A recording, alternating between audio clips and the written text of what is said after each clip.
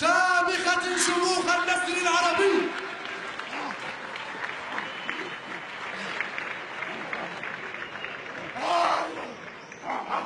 بحصار وتطويق المبنى والقضاء على المجموعة الإجرامية ولتوفير الحماية والإسناد الناري لأفراد الفصيلة،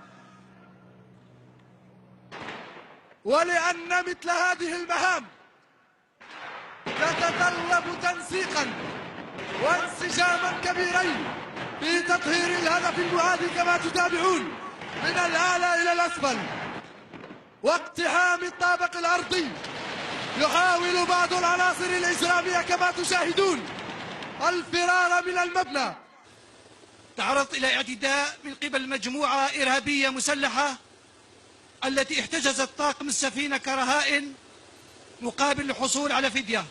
الغرابة المتعددة المهام الظافر أما المجموعة الثالثة تنطلق من الفرقات الرادعة رقم 910 وتبقى في مؤخرة التشكيل. إن الهدف الذي تسعى من أجله القوات البحرية يتمثل في اكتمال جهاز عملياتي.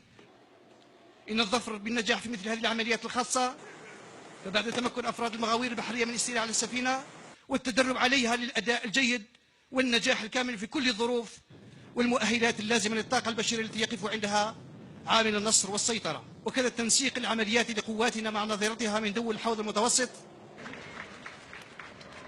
مختصة في صناعة الرجال وخير الصناعة صناعة الرجال.